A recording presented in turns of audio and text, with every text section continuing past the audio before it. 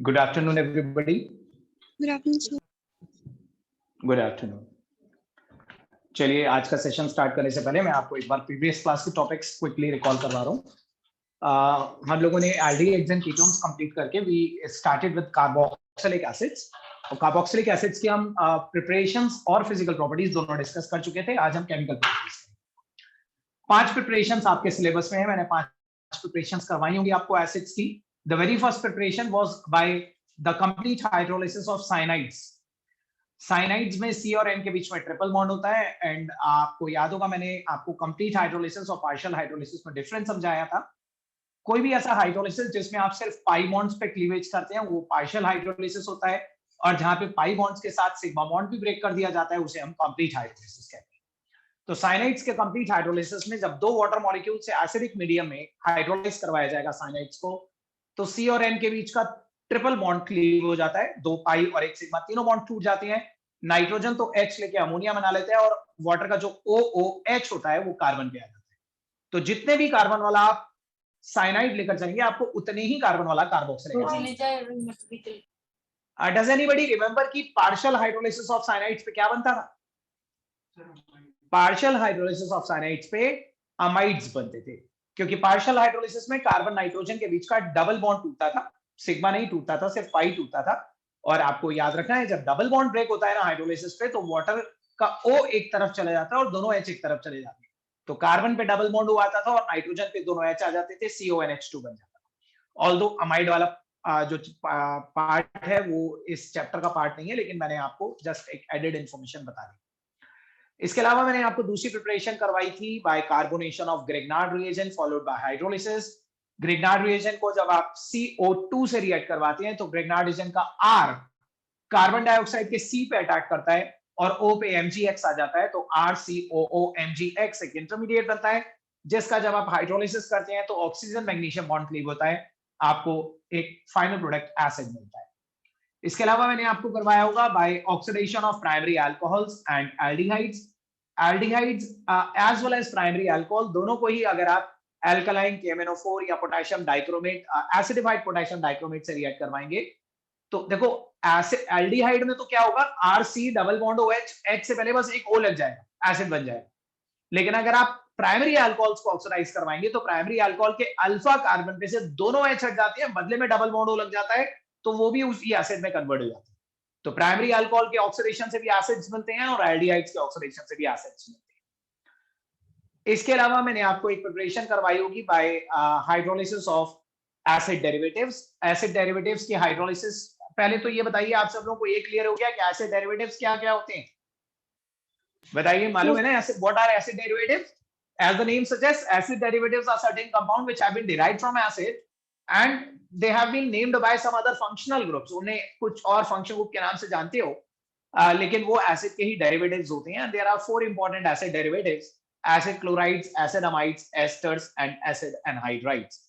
इनमें से किसी भी एसिड डेरिवेटिव को जब आप वाटर से हाइड्रोलाइज करवाएंगे in acidic medium, so they would be converted back to carboxylic acid, the parent acid. Parent acid भी का भी मतलब होता है कि जिस एसिड से ये बनाए गए थे उसी एसिड में कन्वर्ट हो, ठीक है? या आप ये कह लीजिए कि पेरेंट एसिड का मतलब होता है the acid with same number of carbon. जितने कार्बन आपके अमाइड में है उतने ही कार्बन वाला एसिड बन जाएगा वापस, या जितने कार्बन आपके एसिड क्लोराइड में है उतने ही कार्बन वाला आपको कार्बोक्सिलिक एसिड मिल जाएगा।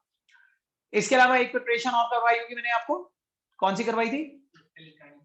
Alkyl benzene. That's very important preparation by oxidation, complete oxidation of any alkyl benzene। बहुत इंपॉर्टेंट प्रिपरेशन है कन्वर्जन के पॉइंट ऑफ व्यू से।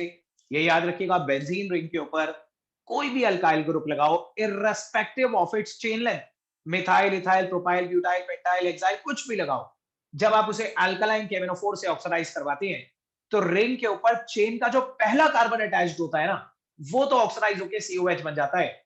आगे के जितने भी कार्बन होते हैं they undergo cleavage to form CO2 and H2, ठीक है? तो आपको one of the product benzoic acid तो हमेशा मिलेगा ही मिलेगा, चाहे चेन पे कोई सा भी अल्काइल ग्रुप लगाओ, you are going to obtain benzoic acid. जितनी भी एक्स्ट्रा कार्बन प्रेजेंट है ऊपर वो सब CO2 और H2O में कन्वर्ट हो जाएगा। प्रिपरेशन से रिलेटेड कोई डाउट तो नहीं है किसी के माइंड में? No.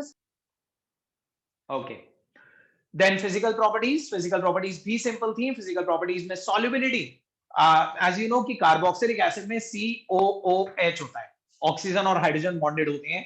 जहां पे भी आप देखिए ना कि हाइड्रोजन किसी electronegative element like oxygen, nitrogen या फ्लोरीन से जुड़ा हुआ है, वो पोर्शन हाइड्रोजन बॉन्ड बनाने की कैपेबिलिटी रखता है। तो कार्बोक्सिलिक एसिड्स वाटर के साथ बहुत इजीली इंटरमॉलिक्यूलर हाइड्रोजन बॉन्ड्स बना सकते हैं, and that's why all acids are readily soluble in water. और बॉइलिंग पॉइंट में हम ये देखते हैं कि कोई मॉलिक्यूल खुद अपने ही साथ कितना स्ट्रांगली पैक्ड है। कार्बोक्सिलिक एसिड्स आपस में भी एसिड एसिड के दो मोल्स इंटरमॉलिक्यूलर हाइड्रोजन बॉन्डिंग के थ्रू डायमर की फॉर्म में एग्जिस्ट कर सकते हैं। बहुत ही एक्सटेंसिव हाइड्रोजन बॉन्डिंग होती है कार्बोक्सिलिक एसिड्स में। दैट्स व्हाई एक एसिड को दूसरे एसिड से दूर करने में आपको ज्यादा एनर्जी देनी पड़ेगी, because you need to break the hydrogen bonds. So that's why acids are very high boiling compounds. तो बताइए, कोई डाउट नहीं है ना? पक्का आगे कंटिन्यू करें? हाँ बोलिए। सर कार्बोक्सिलिक एसिड में इंट्रामॉलिक्यूलर हाइड्रोजन बॉन्डिंग इंट्रामॉलिक्यूलर नहीं हो पाएगी। इंट्रामॉलिक्यूलर में क्या होता है कि ऑक्सीजन ऑक्सीजन दोनों ऑक्सीजन इन्वॉल्व है ना, उनके लोन पेयर आपस में रिपल्शन कॉज करेंगे। ठीक है, सो इंट्रामॉलिक्यूलर हाइड्रोजन बॉन्डिंग इतना क्लोज एक ही कार्बन पे अटैच दो ऑक्सीजन के बीच में नहीं हो सकती। सही है, तो इंट्रामॉलिक्यूलर हाइड्रोजन बॉन्डिंग नहीं होगी कार्बोक्सिलिक एसिड्स में, इंटरमॉलिक्यूलर हाइड्रोजन बॉन्डिंग होगी। इसके अलावा आज हम केमिकल प्रॉपर्टीज स्टार्ट करेंगे। बहुत इंपॉर्टेंट केमिकल प्रॉपर्टीज हैं, लेकिन बहुत कम है, थोड़ी सी केमिकल प्रॉपर्टीज हैं। प्रोबेबली हम कोशिश करेंगे कि हमारा चैप्टर आज ही खत्म हो जाए। केमिकल प्रॉपर्टीज हेडिंग का, केमिकल प्रॉपर्टीज।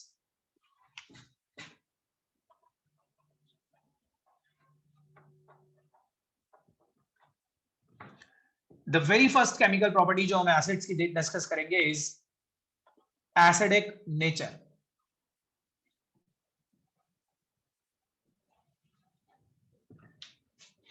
अच्छा, क्या आप में से किसी को याद है कि आज से पहले मैं एसिडिक नेचर आपको कब कब करवा चुका हूं, कितने फंक्शनल ग्रुप्स में करवा चुका हूं?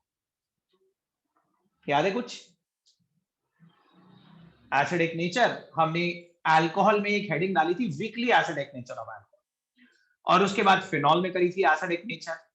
And while teaching the acidic nature, जब भी मैंने एसिडिक नेचर के बारे में आपके साथ डिस्कस करा, तो इफ यू रिमेंबर मैंने एसिड की 4 कैरेक्टरिस्टिक्स के बारे में आपको बताया होगा, और ये भी बताया होगा कि कोई भी कंपाउंड जो एसिड की उन चारों कैरेक्टरिस्टिक को एग्जिबिट करेगा, that would be considered to be very strong acid.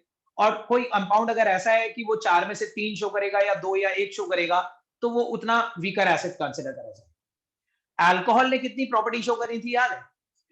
Alcohol ने सिर्फ एक प्रॉपर्टी एग्जिबिट करी थी, only one, and that was कि कोई रिएक्टिव एलिमेंट में से हाइड्रोजन डिस्प्लेस कर देता था with a pop up sound. That's why alcohols were found to be very weakly acidic.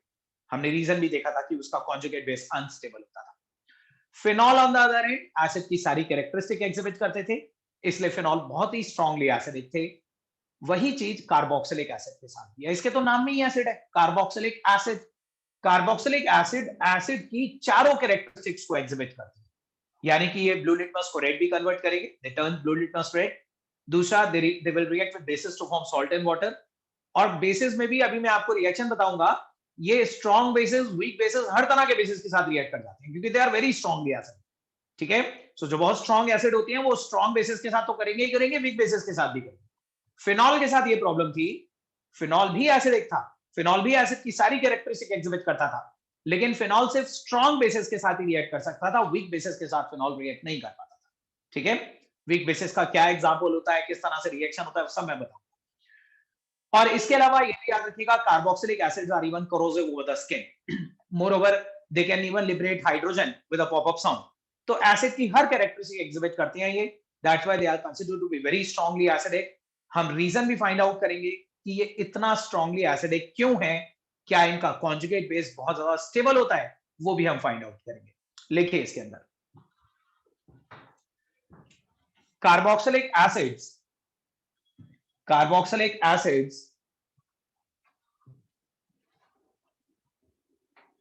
are known to exhibit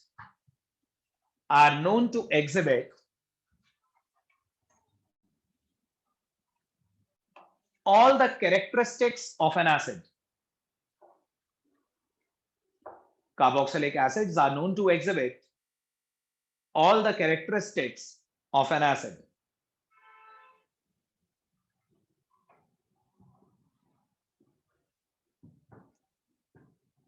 They turn blue litmus red. They turn blue litmus red,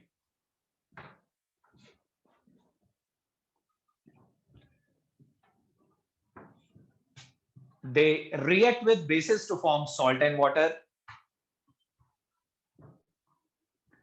They react with bases to form salt and water.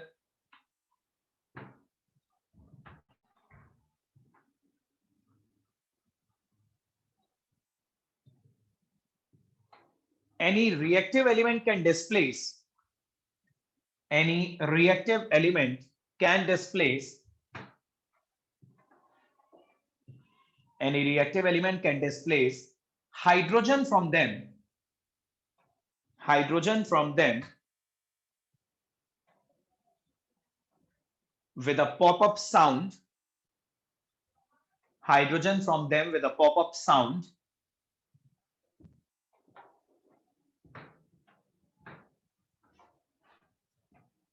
And they are even corrosive over the skin. And they are even corrosive over the skin.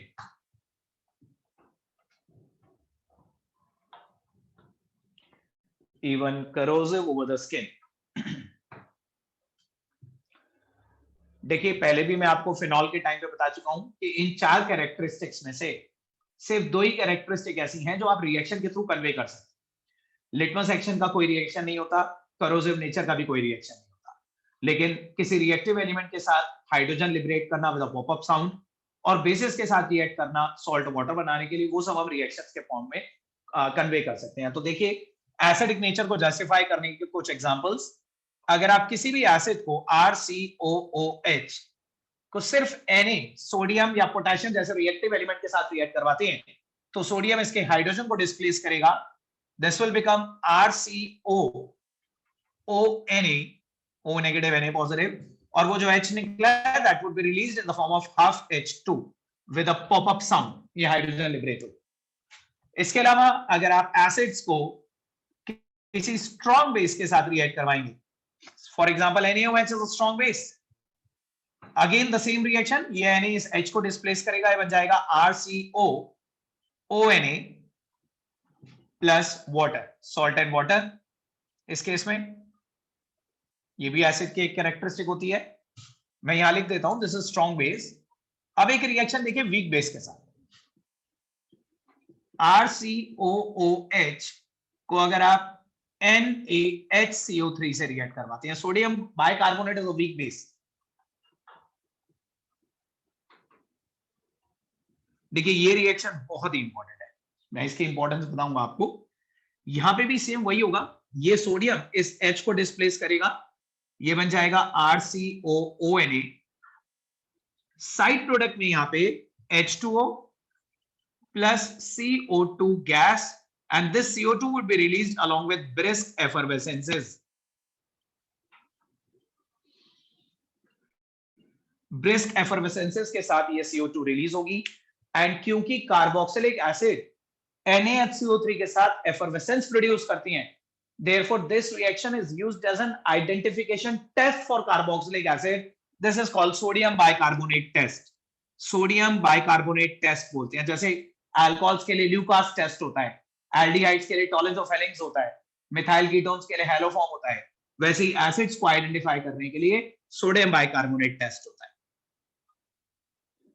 अगर आपको ये पता लगाना है ना कि एक test tube में कहीं गिवन कार्बोक्सिलिक एसिड तो नहीं है, एक टेस्ट ट्यूब में कोई कंपाउंड है और आपसे पूछा जाए कि चेक करके बताओ ये एसिड तो नहीं है, तो आप NaHCO3 डालकर देख लीजिए, अगर ब्रिस्क एफर्वेसेंस आ जाते हैं तो कंफर्म हो जाता है कि ये एसिड होगा, क्योंकि आप अपने सिलेबस में जितने भी फंक्शनल ग्रुप्स पढ़ रहे हैं उनमें से कोई और फंक्शनल ग्रुप एफर्वेसेंस नहीं प्रोड्यूस करता, सिर्फ कार्बोक्सिलिक एसिड एफर्वेसेंस प्रोड्यूस करते हैं NaHCO3 के साथ। फिनॉल जो अपने आप में बहुत स्ट्रांगली एसिडिक था, इवन फिनॉल भी NaHCO3 के साथ रिएक्ट नहीं करता, ठीक है। तो ये एसिड का एक कैरेक्टरिस्टिक टेस्ट होता है, हर एसिड इस टेस्ट को देता है, ये नोट करिए।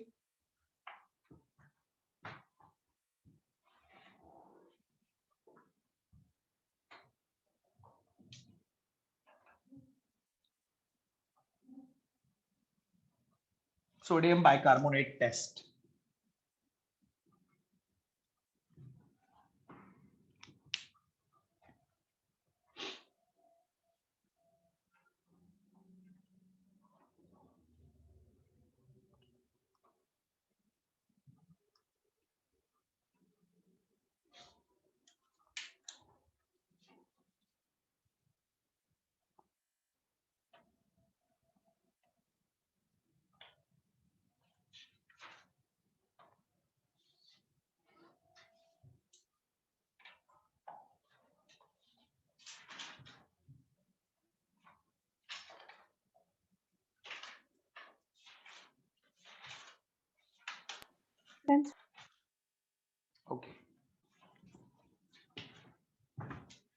इन रिएक्शंस को नोट करने के बाद एक हेडिंग डालेंगे, कॉज ऑफ एसिडिक नेचर।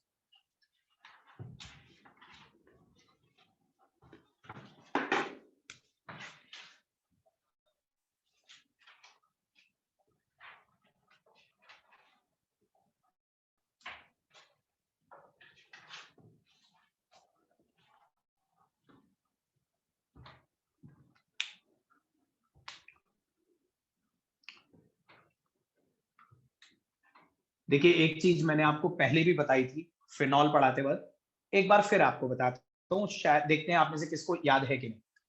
जितना मैं पूछूंगा ना उतना मुझे बताइएगा। देखिए ये एसिड है RC डबल बॉन्ड OOH, और इस एसिड में आप देख सकते हैं हर एलिमेंट का ऑक्टेट पूरा है। Every element is a complete octet और किसी पे कोई चार्ज भी नहीं, तो definitely this is a stable molecule. लेकिन जब इस एसिड में से ये वाला H+ निकल जाता है, तो H+ निकलते वक्त ये OH बॉन्ड हेटेरोलिटिकली क्लीव होगा, बॉन्ड के दोनों इलेक्ट्रॉन ऑक्सीजन अपने पास रखेगा और कॉन्जुगेट बेस बनेगा RCOO नेगेटिव। इस ऑक्सीजन पे अब 3 pair with a negative charge, यहां पे पहले की तरह 2 पेयर हैं। ये कॉन्जुगेट बेस बन गया जिसे आप बोलेंगे कार्बोक्सिलेट आयन, कॉन्जुगेट बेस, ये कार्बोक्सिलिक एसिड।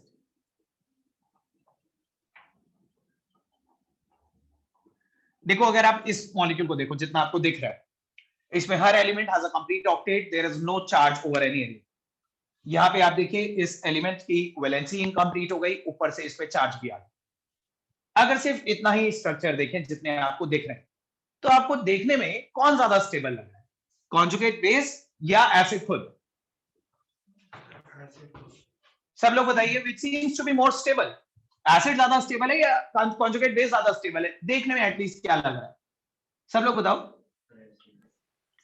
देखिए देखने में तो यही ज्यादा स्टेबल लग रहा है, ठीक है, क्योंकि आप लोगों ने क्लास 11 में भी पढ़ा था, वो मॉलिक्यूल ज्यादा स्टेबल होते हैं जिन पे सबका ऑक्टेट पूरा होता है, maximum number of covalent bonds बने होते हैं और किसी भी एलिमेंट पे कोई चार्ज भी नहीं होता। तो यहाँ पे बॉन्ड भी ज्यादा बने हुए हैं, वहां तो एक बॉन्ड टूट गया, वहां यहाँ पे बॉन्ड भी ज्यादा बने हुए हैं, किसी पे कोई चार्ज भी नहीं है, हर एलिमेंट की वैलेंसी भी कंप्लीट है। तो उस पॉइंट ऑफ व्यू से देखें तो ये ज्यादा स्टेबल दिख रहा है। बट एक्चुअली में क्या ये ज्यादा स्टेबल है या नहीं है, वो कैसे पता चलेगा? देखिए मैं आपको बता दूं, मैंने फिनॉल में भी ये बताया था कि देखने में तो डेफिनेटली ये ज्यादा स्टेबल दिख रहा है, लेकिन आपको ये समझना होगा कि आपको ये एसिड का पूरा स्ट्रक्चर दिख ही नहीं। This is just one of the canonical form of carboxylic acid. किसी भी मॉलिक्यूल का पूरा स्ट्रक्चर वो होता है जो उसके वेरियस कैनोनिकल फॉर्म्स का हाइब्रिड होता है, समझ रहे हैं? इसी तरह से ये भी कार्बोक्सिलेट एसिड आयन का पूरा स्ट्रक्चर नहीं दिखना, ये जो जस्ट उसकी एक कैनोनिकल फॉर्म दिख रही है, इसकी और भी कैनोनिकल फॉर्म होगी, हमें उन सारी कैनोनिकल फॉर्म्स का एक हाइब्रिड देखना होगा, फिर इसके हाइब्रिड को उसके हाइब्रिड से कंपेयर करेंगे और तब कंक्लूड करेंगे कि कौन ज्यादा स्टेबल है, समझ रहे हैं? तो एक कैनोनिकल फॉर्म देखने में तो ये ज्यादा स्टेबल लगे, लेकिन अगर इसकी और भी कैनोनिकल फॉर्म है तो उन सब कैनोनिकल फॉर्म्स का नेट हाइब्रिड चेक करना होगा, समझ रहे हैं ना? सो आप देखिए, ध्यान, समझ में आया मैं क्या कह रहा हूं? Is it clear to everybody? Yes, sir. Yes, sir. किसी भी मॉलिक्यूल की जो एंटायर जो मॉलिक्यूल होता है ना, किसी भी मॉलिक्यूल की जो 100% प्रॉपर्टीज होती हैं, वो उसकी रेजोनेंस हाइब्रिड से रिप्रेजेंटेड होती हैं।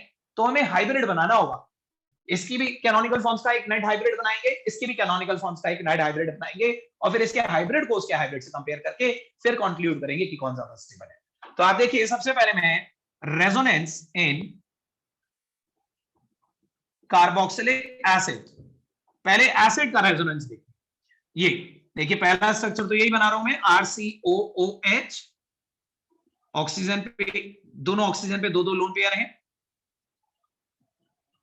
रेजोनेंस के टाइम पे क्या होगा, ये एक लोन पेयर यहां जाएगा, एज अ रिजल्ट ये वाला पाई बॉन्ड टूट के ऊपर शिफ्ट हो जाएगा, तो अगला स्ट्रक्चर बन जाएगा RC सिंगल बॉन्ड O। अब इस पे 3 electrons, 3 pair with a negative charge, यहां पे डबल बॉन्ड OH और ऑक्सीजन पे एक pair with a positive charge.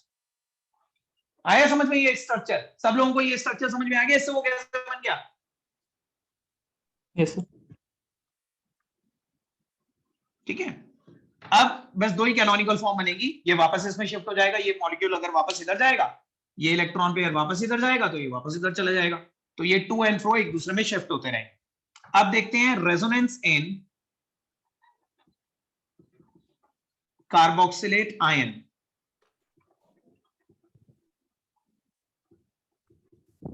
इसका जो कॉन्जुगेट बेस है उसका रेजोनेंस देखते हैं। देखिए पहला स्ट्रक्चर वो है RCO O नेगेटिव, इस पे 6 electrons with a negative charge है, यहां पे 2 इलेक्ट्रॉन। अब देखिए इसमें भी बिल्कुल वैसे ही होगा रेजोनेंस जैसे ऊपर हुआ है, ये इलेक्ट्रॉन पेयर यहां जाएगा और यहां चला जाएगा। तो अगला स्ट्रक्चर बनेगा आपकी बार ऊपर ऑक्सीजन पे 3 electron pair with a negative charge, ये न्यूट्रल हो जाएगा, double bond O, 2 electron pair.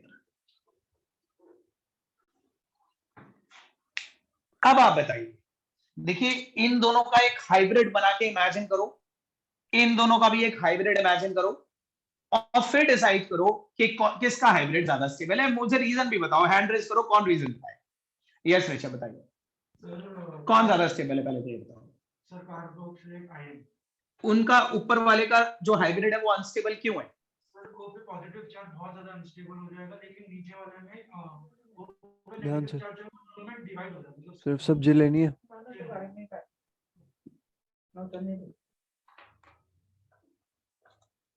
चलिए देखिए मैं बताता हूं आपको, आपने बिल्कुल ठीक बताया। देखिए इस कार्बोक्सिलिक एसिड के पहले स्ट्रक्चर में आपको कोई चार्ज नहीं दिख रहा, ठीक है, लेकिन जैसे ही कार्बोक्सिलिक एसिड रेजोनेंस अंडरगो करता है तो उसमें चार्ज सेपरेशन डेवलप हो जाता है, और उस चार्ज सेपरेशन में भी एक चार्ज हाईली अनफेवरेबल है, ऑक्सीजन जैसे इलेक्ट्रोनेगेटिव एलिमेंट पे पॉजिटिव चार्ज।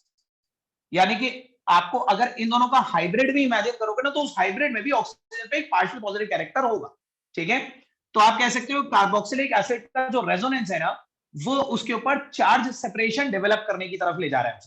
पहला मॉलिक्यूल स्टेबल था, इससे तो बेटर था कि वो रेजोनेंस एग्जिबिट ही ना करता तो स्टेबल बना रहता, लेकिन रेजोनेंस एग्जिबिट करने की वजह से उसने अपने ऊपर चार्ज सेपरेशन डेवलप कर लिया और ऑक्सीजन जैसे इलेक्ट्रोनेगेटिव एलिमेंट पे एक अनफेवरेबल पॉजिटिव चार्ज डेवलप करके उसने अपने आप को स्लाइटली अनस्टेबल बना।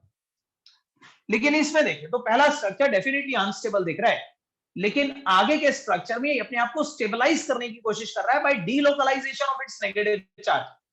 देखिए मैंने आपको बताया था ना, मान लीजिए मेरे ऊपर नेगेटिव चार्ज है, मैं अनस्टेबल हूं, लेकिन अगर मैं अपना नेगेटिव चार्ज थोड़ी देर के लिए आपको दे दूं, फिर आप थोड़ी देर के लिए उनको दे दो, हम 3-4 जने मिलकर बांट लें उस नेगेटिव चार्ज को, तो पर यूनिट हेड वो नेगेटिव चार्ज कम हो जाएगा और ओवरऑल मॉलिक्यूल में स्टेबिलिटी आएगी। तो यहां पे इसने अपना नेगेटिव चार्ज थोड़ी देर के लिए इसको दे दिया, फिर थोड़ी देर के लिए वापस इस पे आ गया, फिर इस पे चला गया, तो एक ही चार्ज को और बढ़ाया नहीं जा रहा बल्कि उसे सबसाइड करा जा रहा है, उसे डिस्ट्रीब्यूट करा जा रहा है। तो ये अपने चार्ज को कम करने के डायरेक्शन में जा रहा है, लेकिन वो अपने ऊपर चार्ज को बढ़ाने के डायरेक्शन में जा रहा है। सो दैट्स व्हाई ओवरऑल कंक्लूजन ये है कि कार्बोक्सिलेट आयन के जो रेजोनेटिंग स्ट्रक्चर्स होते हैं ना, वो ज्यादा स्टेबिलिटी कंट्रीब्यूट करते हैं, उनका हाइब्रिड ओवरऑल ज्यादा स्टेबल होता है। और क्योंकि इसका हाइब्रिड ज्यादा स्टेबल है, इसीलिए लेस स्टेबल कार्बोक्सिलिक एसिड अपना H प्लस बड़े आराम से निकाल के मोर स्टेबल कॉन्जुगेट बेस की तरफ शिफ्ट होना चाहता है। दिस इज द रीजन कि carboxylic acid are very strongly acidic in nature. सब लोगों को समझ में आया कि नहीं? बताइए। Yes sir. ठीक है, तो मैं लिखवाऊंगा आपको वीकली एसिडिक नेचर के अंदर, ये सब नोट कर लीजिए।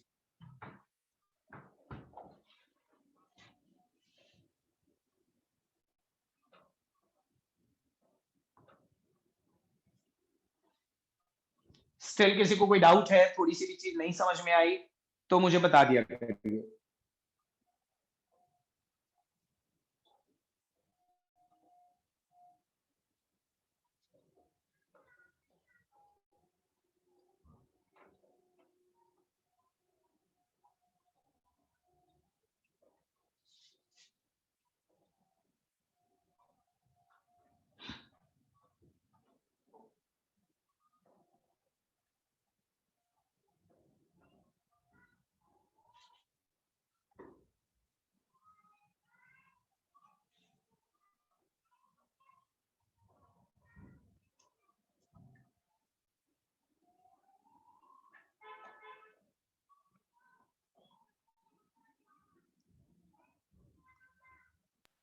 Done sir. ओके,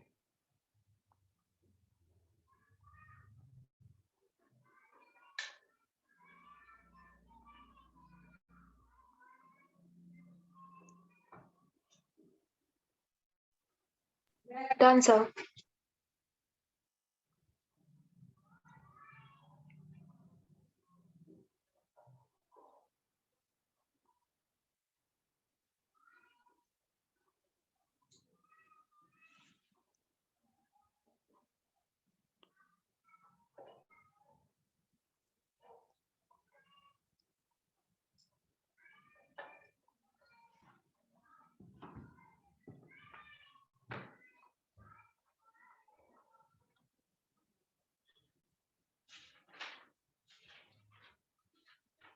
सबने नोट कर लिया? Yes, sir.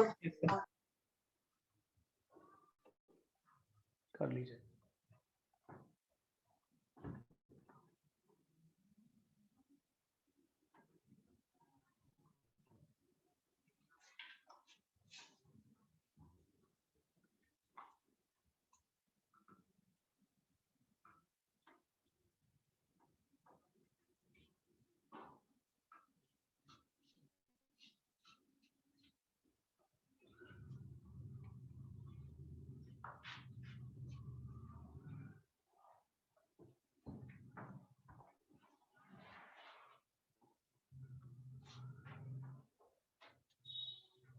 हो गया Pankaj?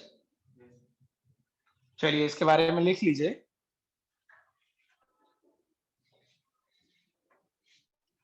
Carboxylic acids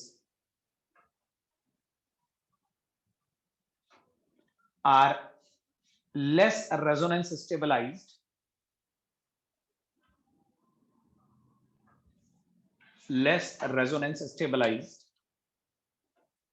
since during their resonance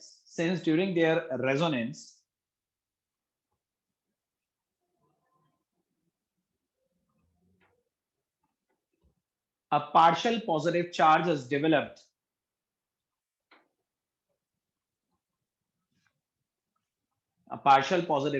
is developed over one of their highly electronegative oxygen atom.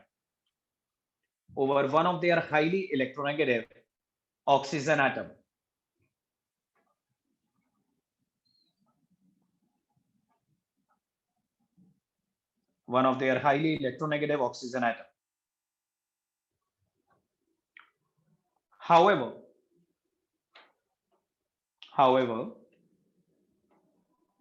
the carboxylate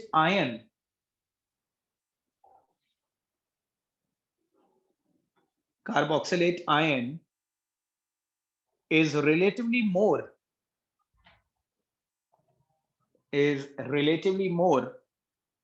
resonance stabilized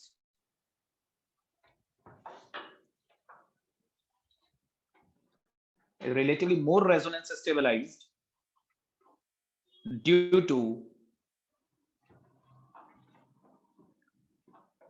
the delocalization of negative charge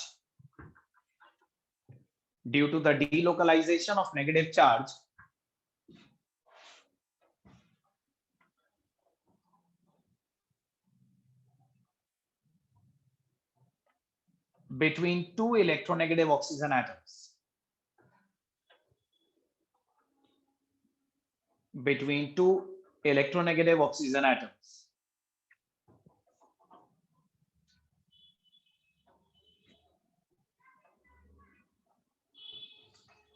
So ये reason होता है इनकी acidic nature का कि acid खुद उतना स्टेबल नहीं है, लेकिन उससे मिलने वाला कार्बोक्सिलेट आयन ज्यादा स्टेबल है।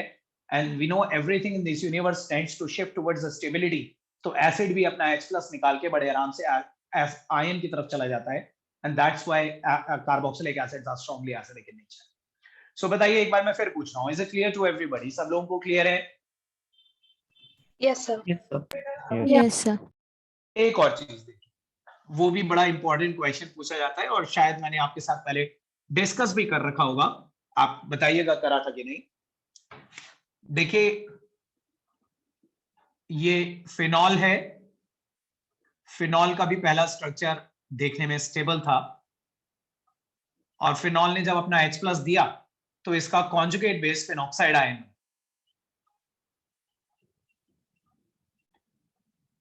ये भी बहुत ज्यादा रेजोनेंस स्टेबलाइज था।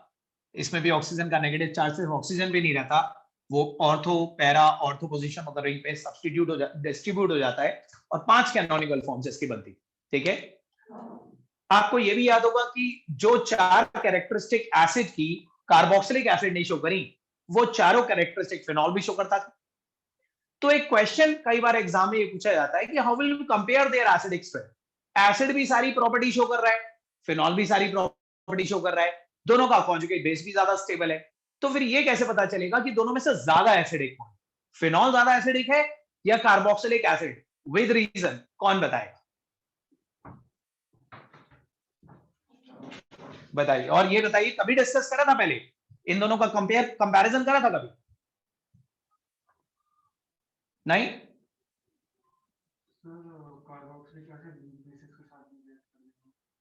ठीक है, लेकिन ये जस्टिफिकेशन नहीं हुआ। ठीक है, ये ऑब्जर्वेशन है कि कार्बोक्सिलिक एसिड वीक बेसिस के साथ भी रिएक्ट करते हैं, फिनॉल वीक बेसिस के साथ नहीं करते। लेकिन फिर भी क्या जस्टिफिकेशन दोगे अगर आप ये कह रहे हो कि नहीं एसिड ज्यादा एसिडिक होते हैं, तो क्यों वही ज्यादा एसिडिक क्यों होते हैं? क्या कमी है? ऐसी कौन सी प्रॉपर्टी है जो फिनॉल नहीं शो कर रहा था? Can anybody tell me with the reason कि कौन ज्यादा एसिडिक है और क्यों? क्यों लगा, कैसे पता चला आपको कि वो ज्यादा एसिडिक है जब कैरेक्टरिस्टिक सारी ही दोनों शो कर रहे हैं, कॉन्जुगेट बेस भी दोनों के ज्यादा स्टेबल हैं। इनफैक्ट मैं आपको बता दूं कि कार्बोक्सिलिक एसिड के कॉन्जुगेट बेस के सिर्फ 2 कैनोनिकल फॉर्म होते हैं, लेकिन फिनॉल के कॉन्जुगेट बेस के 5 कैनोनिकल फॉर्म होते हैं। और एक कॉन्सेप्ट ये भी होता है कि जितनी ज्यादा कैनोनिकल फॉर्म बनती है उतनी ज्यादा स्टेबिलिटी आती है। तो बताइए कौन ज्यादा एसिडिक होना चाहिए?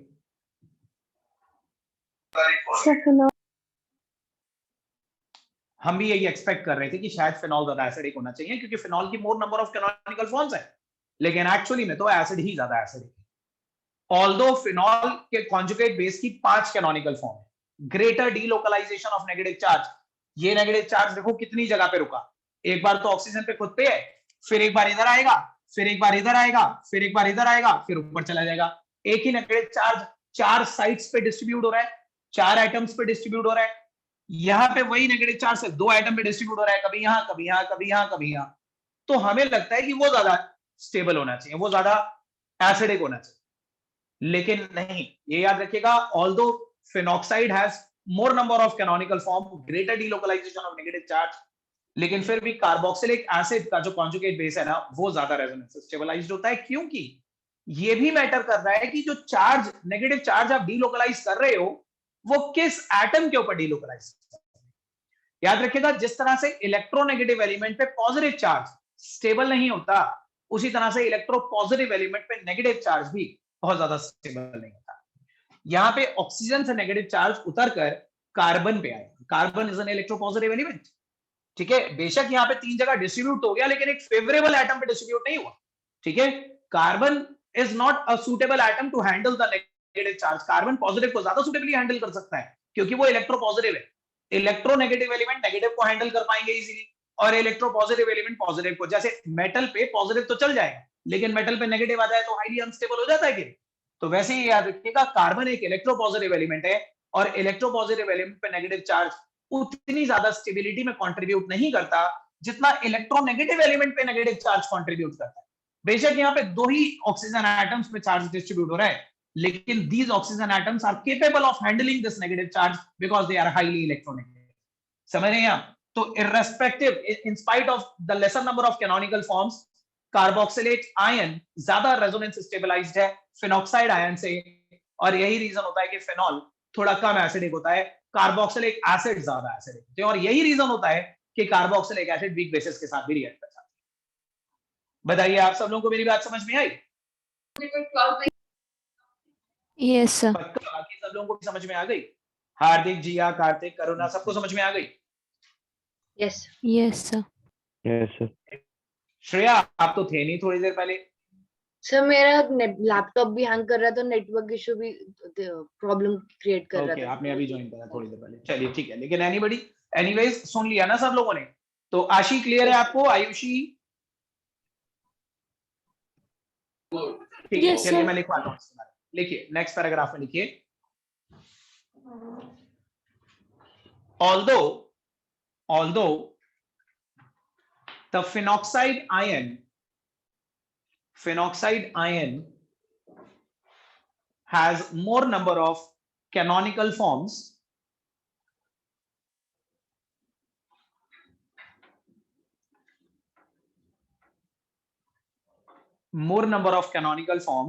with greater delocalization of negative charge,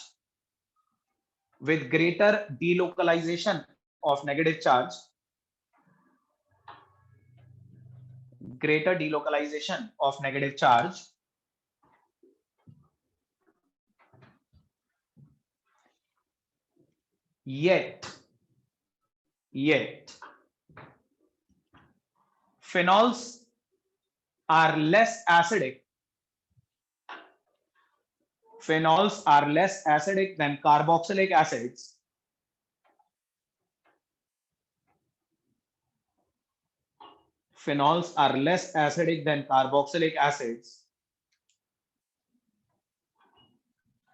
since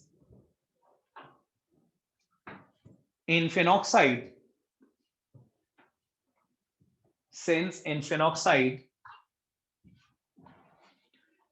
the delocalization of negative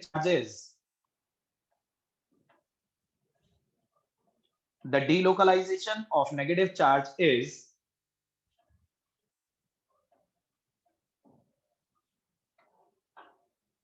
over the electropositive carbon atoms.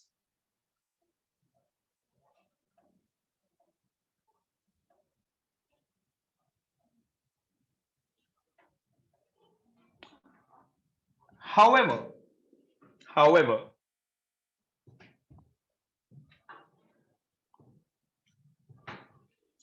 carboxylate ion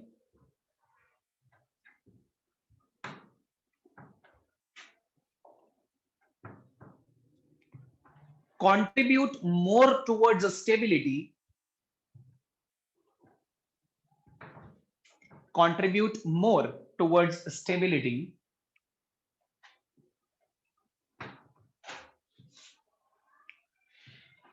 since during their resonance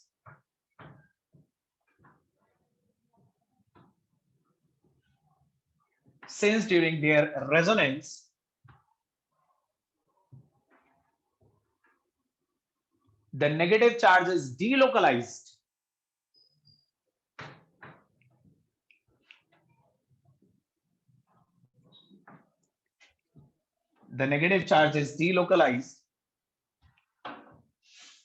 between the electronegative oxygen atoms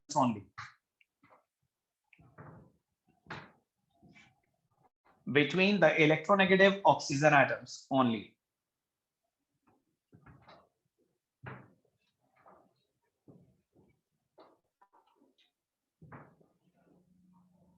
आपको मेरी बात भी समझ में आ गई? Yes, sir. देखिए, जरूरी नहीं है a greater delocalization may not be a better delocalization. Phenoxide exhibit a greater delocalization of charge, but still it is not the better delocalization of charge. 4 जगह ऑक्सीजन ने नेगेटिव चार्ज को distribute करा, लेकिन फिर भी उतना इफेक्टिवली नहीं करा. इसने 2 जगह डिस्ट्रीब्यूट करा, लेकिन उन 4 से ज्यादा इफेक्टिवली करा. ठीक है? सो सिंपल सा केस है, a greater delocalization may not be a better delocalization. सही है? सब लोगों को समझ में आया? Yes, sir. Yes, sir. तो ये थी हमारी पहली प्रॉपर्टी, एसिडिक नेचर. आगे कुछ छोटी छोटी सी प्रॉपर्टीज हैं, अगली 3-4 प्रॉपर्टीज बहुत छोटी छोटी सी हैं. Action of heat, second chemical property is action of heat.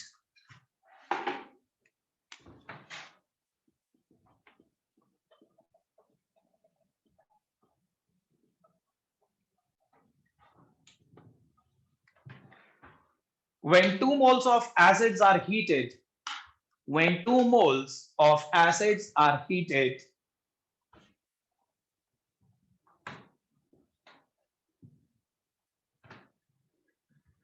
in presence of P2O5, phosphorus pentaoxide. P2O5 के आगे ब्रैकेट में लिख लीजिए डिहाइड्रेटिंग एजेंट.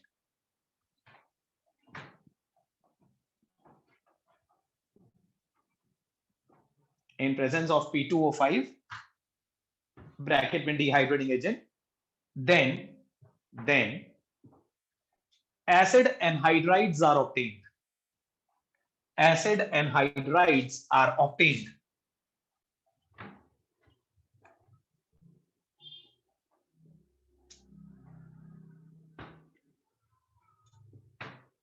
बिना फुल स्टॉप डाले उसी के आगे कंटिन्यू करो.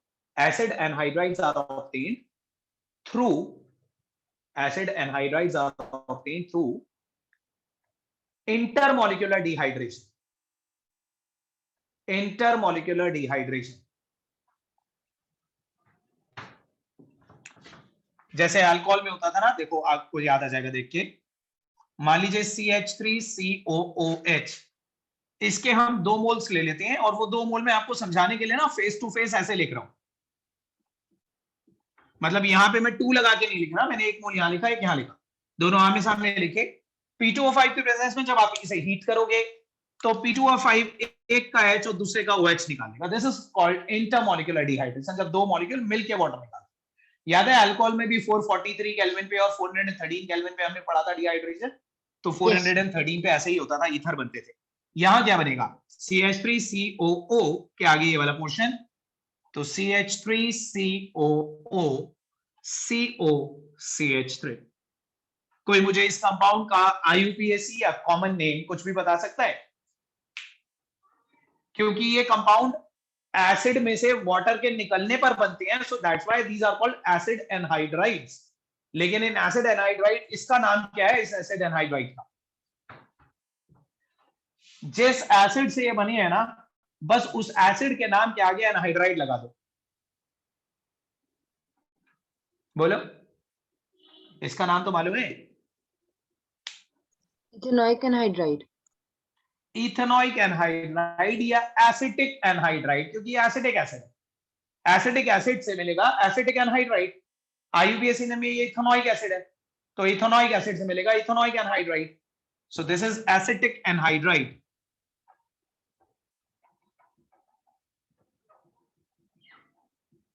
कॉमन नेम है ये, IUPAC में इथेनॉइक एनहाइड्राइड बोलेंगे इसे.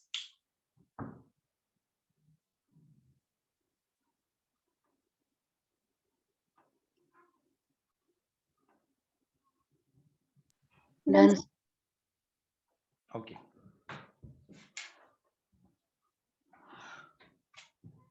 Next is action of ammonia.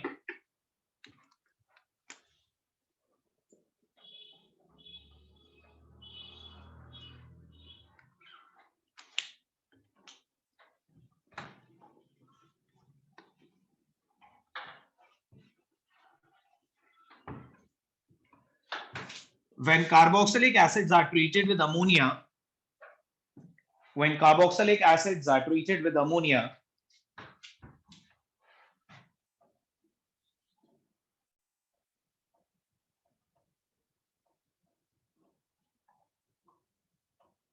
then initially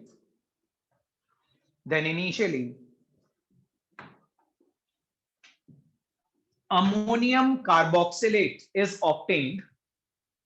Ammonium carboxylate is obtained. Initially, ammonium carboxylate is obtained, which upon heating produce amides. Which upon heating produce amides. AMIDES. Which upon heating produce amides. देखो example ही ले लेते हैं. मान लीजिए CH3COOH को आप सबसे पहले अमोनिया से रिएक्ट करवा. देखो ये एसिड है एंड अमोनिया एक बेस होता है, NH3 is a Lewis base. और आपको पता है एसिड और बेस एक दूसरे के साथ रिएक्ट करके सॉल्ट बना लेते हैं. तो देखो सबसे पहले तो ये बन जाएगा CH3. यहां से क्या होगा, देखो ये अपना H प्लस देगा और या आप ये कह लो ये अपने लोन पेयर के थ्रू यहां से H प्लस निकालेगा. जैसे ये नाइट्रोजन अपने लोन पेयर के थ्रू यहां से H प्लस निकालेगा तो अमोनिया बन जाएगा NH4 पॉजिटिव. वो NH4 पॉजिटिव इसी O नेगेटिव से अटैच हो जाएगा. COO नेगेटिव NH4 पॉजिटिव, इसे बोलोगे अमोनियम इथेनोएट, ठीक है। फिर अगर आप इसे हीट करोगे ना, तो हीट करने पे इसमें से वाटर निकल जाएगा और ये बन जाएगा CH3CO NH2 प्लस H2O। कुछ बुक्स में आपको डायरेक्टली ऐसे भी मिलेगा, ध्यान से देखना। यही रिएक्शन आप सीधे सीधे ऐसे भी दिखा सकते हो। एसिड को मैं सीधे अमोनिया से रिएक्ट करवाता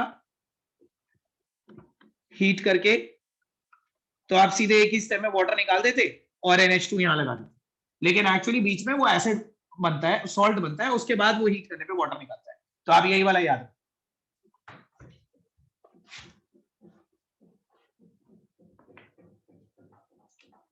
पहले अमोनियम सॉल्ट ऑफ एसिड बनेगा और वो हीट करने पे डिहाइड्रेशन अंडरगो करेगा टू प्रोड्यूस अमाइड्स।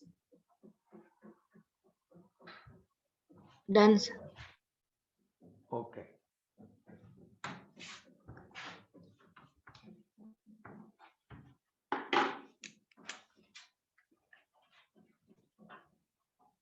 ये फोर्थ रिएक्शन है ना अब जो हम करेंगे। Yes. Action of chlorinating agents.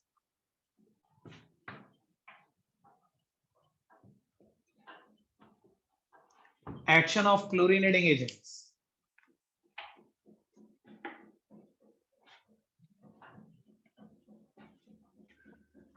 देखो इसमें कोई थ्योरी नहीं लिखी, बड़ा सिंपल सा रिएक्शन है। आप लोगों ने इस टाइप का रिएक्शन पहले पढ़ा हुआ है। किसी भी कार्बोक्सिलिक एसिड को आप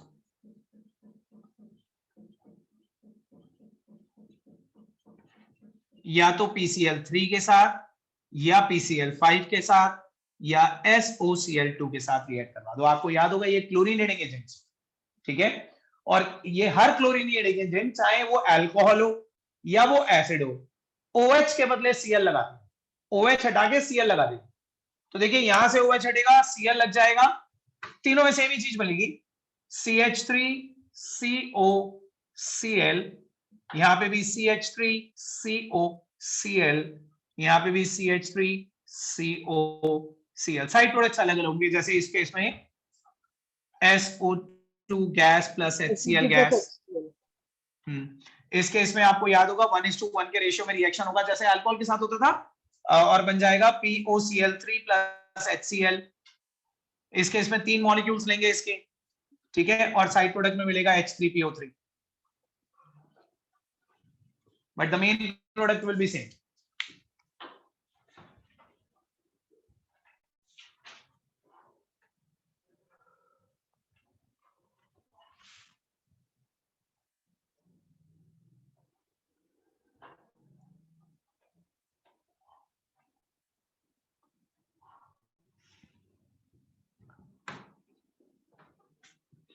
Done, sir. Okay.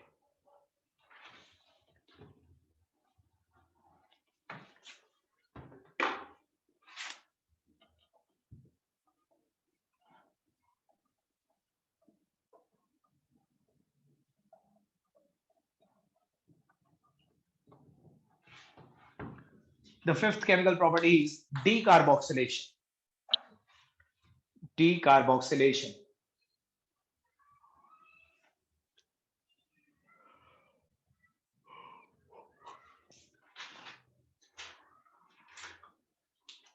डन। लिखिए, when sodium salt of acids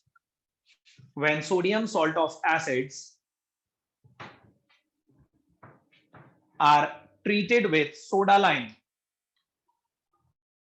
when sodium salt of acids are treated with soda lime, then alkanes with one carbon atom less,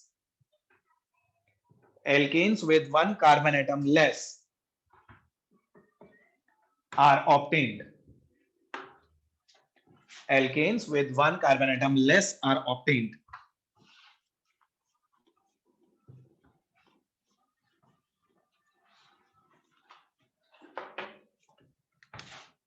देखिए सपोज कीजिए CH3COON। सबसे पहले तो ये याद रखिएगा, अनलाइक द प्रीवियस रिएक्शन, यहाँ पे हम एसिड का रिएक्शन नहीं देखेंगे बल्कि एसिड के सॉल्ट का reaction. Decarboxylation is the reaction of acidic salt. आपको यहाँ पे COOH नहीं लेना, COONA लेना, उसका रिएक्शन है, सॉल्ट्स का रिएक्शन। तो किसी भी सोडियम सॉल्ट ऑफ एसिड को आप सोडा लाइम से रिएक्ट करवाएंगे। Soda lime is the mixture of NaOH and CaO। ठीक है, आपको याद है ना, ये हम सोडा लाइम शायद पहले भी कर चुके हैं। तो देखिए यहाँ पे क्या होगा, जब आप सोडा लाइम से रिएक्ट करवाएंगे तो साइड प्रोडक्ट में ये निकल जाएगा। आइडेंटिफाई करिए क्या निकला है। H बाहर है, ये निकला है Na2CO3। ठीक है, बॉक्स के अंदर Na2CO3 निकल गया और ये H इस कार्बन की वैलेंसी पूरी करने के लिए यहाँ पे आ जाएगा। तो ऑब्टेन मीथेन प्लस Na2CO3। और क्योंकि इस रिएक्शन में पूरा का पूरा कार्बोक्सिलिक ग्रुप निकल गया, so that's why we call it decarboxylation and this is a step down reaction. Step down reaction है, जितने भी कार्बन वाला आप एसिड लेकर चलोगे उससे एक कम कार्बन वाला आपको एल्केन मिलेगा।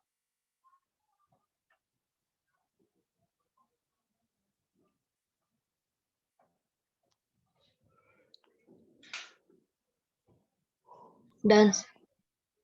ओके,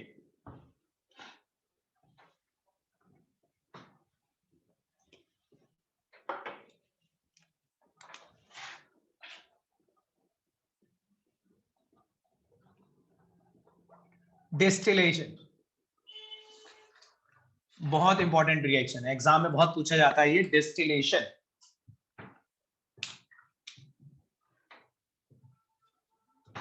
देखिए जैसे अभी हम डीकार्बोक्सिलेशन करा ना, डीकार्बोक्सिलेशन में हम sodium salt of acid use करते हैं, डिस्टिलेशन में हम calcium salt of acid use करेंगे। जैसे फॉर एग्जांपल आप जरा ध्यान से देखिए पहले मेरे साथ, देखिए CH3COOH। सब लोग मुझे बताइएगा, एक बड़ा सिंपल सा क्वेश्चन पूछ रहा हूं मैं आपसे, ये एसिडिक एसिड है।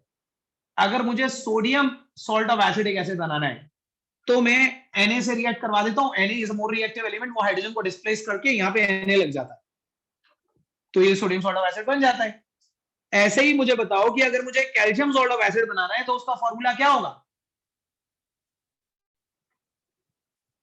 सोडियम सॉल्ट ऑफ एसिड का फॉर्मूला था CH3COONA या RCOONA। तो कैल्शियम सॉल्ट ऑफ एसिड का फॉर्मूला क्या होगा। RCOCA। देखो सही बताया पंकज आपने, और यहाँ पे ऑनलाइन जो बोला था वो गलत बोला था। देखिए सोडियम ग्रुप 1 का मेंबर है, उसकी वैलेंसी 1 होती है, ऑक्सीडेशन स्टेट +1 होती है। लेकिन calcium is an alkaline earth metal, उसकी ऑक्सीडेशन स्टेट +2 होती है। तो एक कैल्शियम 2 हाइड्रोजन को डिस्प्लेस करेगा तब जाके एक Ca लग पाएगा। तो यहां से भी H हटेगा, यहां से भी H हटेगा, तब जाके एक Ca लगेगा, ये बनेगा कैल्शियम सॉल्ट ऑफ एसिड। ऐसे अगर एल्युमिनियम सॉल्ट ऑफ एसिड बनाना है ना तो तीसरा एसिड भी जोड़ना पड़ेगा, क्योंकि एल्युमिनियम फिर 3 हाइड्रोजन को डिस्प्लेस करेगा। तो it depends upon the oxidation state of the metal atom कि वो कितने H को डिस्प्लेस करके कितने सॉल्ट के साथ कंबाइन हो, कितने एसिड के साथ कंबाइन हो। ठीक है, तो जैसे CH3COONA इसे बोलते हैं सोडियम इथेनोएट, यह है कैल्शियम इथेनोएट। ठीक है, तो लिखिए इसके अंदर डिस्टिलेशन के अंदर लिखो, when calcium salt of acids are distilled, when calcium salt of acids are distilled,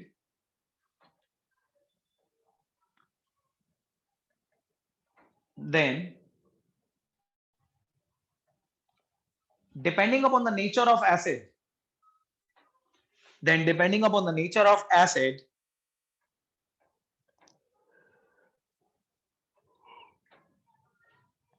different distillation products are obtained.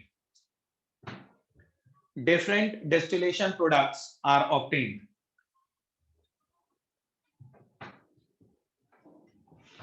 Different distillation products are obtained.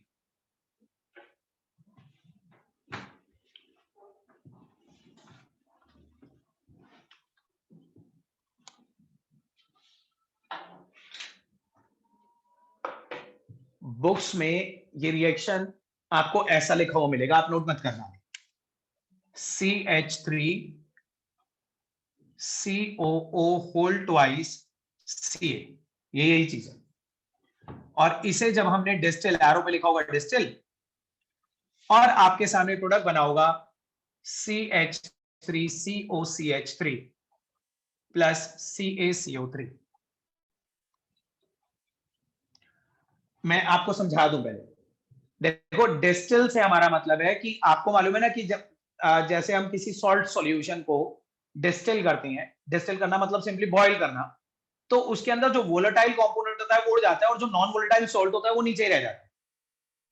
तो जो नीचे रह गया ना नॉन वोलेटाइल सॉल्ट, वो हमारा प्रोडक्ट नहीं है, जो उड़ गया वो हमारा प्रोडक्ट। उसे हम कलेक्ट करेंगे, उसके वेपर्स को, और उसको सेपरेटली कंडेंस करके एक लिक्विड अलग से ऑब्टेन करेंगे। जैसे जब आप वाटर का डिस्टिलेशन करते हो तो वाटर की जो इंप्योरिटीज नीचे रह जाती है वो आपका प्रोडक्ट नहीं होता, जो वाटर उड़ गया उसको आप अलग से कंडेंस करके प्योर लिक्विड ऑब्टेन कर लेते हो, वो आपका प्रोडक्ट होता है। तो यहाँ पे भी हमें देखना है कि कैल्शियम सॉल्ट ऑफ एसिड्स को डिस्टिल करेंगे तो क्या मिलेगा। तो देखिए, कैल्शियम एसिडेट को डिस्टिल करने पे आपको एसीटोन मिलता है। बुक में ऐसे ही लिखा होगा ये रिएक्शन, लेकिन आपको इससे कुछ समझ में नहीं आएगा ये हुआ कैसे, आपको याद करना पड़ेगा। मैं आपको एक शॉर्टकट बता रहा हूं, इसे हम ऐसे लिखें, और जब हम इसे डिस्टिल करते हैं ना, तो देखिए बॉक्स के अंदर ये देखिए CaCO3, ये नॉन वोलेटाइल है, नीचे ही बैठा रह जाए। बाहर वाला पोर्शन ज्वाइन कर, ये उड़ जाए। अब बाहर वाला पोर्शन ज्वाइन करके आप देखो प्रोपेनोन बनता हुआ दिख रहा होगा, CH3COCH3, ठीक है। सो आपको मिलेगा एसीटोन, इसमें is the main product, plus आप इस तरह से नोट कर लो, ऐसे आपको समझ में आएगा कि हो क्या रहा है। डिस्टिलेशन में हमें यही करना है कि वोलेटाइल कंपोनेंट क्या है और नीचे सॉल्ट क्या रह गया। सॉल्ट तो हमेशा कैल्शियम कार्बोनेट रह जाएगा, ऊपर उड़ क्या जाएगा वो आपका मेन प्रोडक्ट।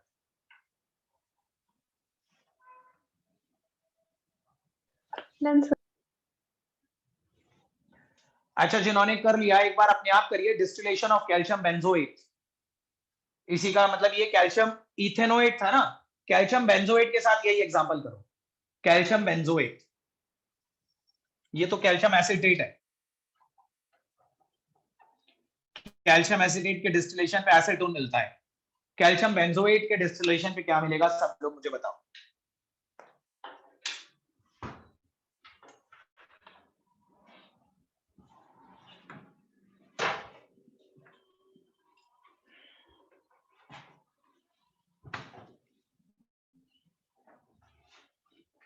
कौन बताएगा हैंड रेज कर, कैल्शियम बेंजोएट के डिस्टिलेशन पे मिलने वाले प्रोडक्ट का नाम।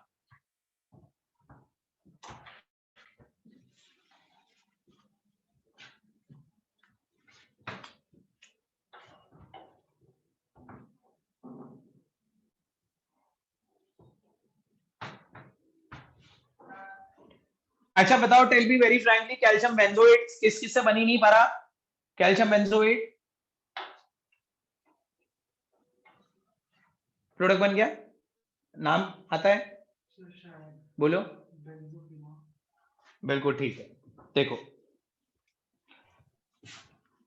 Sir benzophenone. बिल्कुल ठीक बताया श्रेया आपने। देखिए C6H5COO के 2 मोल्स ले लेते हैं। आप रिंग भी बना सकते हो, लेकिन रिंग बनाने से ना थोड़ा सा कंजस्टेड हो जाता है, तो हम उसका फॉर्मूला लिख देते हैं C6H5, और यहां लगा हुआ है C।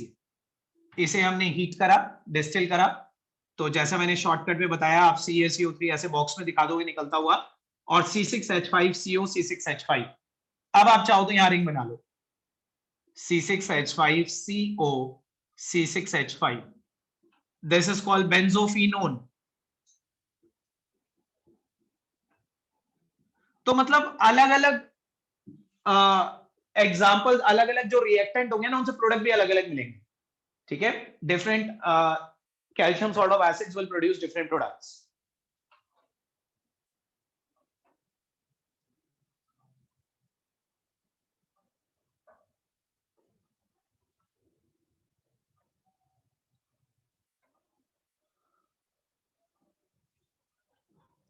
करा नोट और समझ में भी आ गया सबको? यस। इतना ही कर लीजिए, अभी चैप्टर खत्म नहीं हो पाया, 2-3 रिएक्शंस और बचे हैं, नेक्स्ट क्लास में उसे कंटिन्यू करेंगे।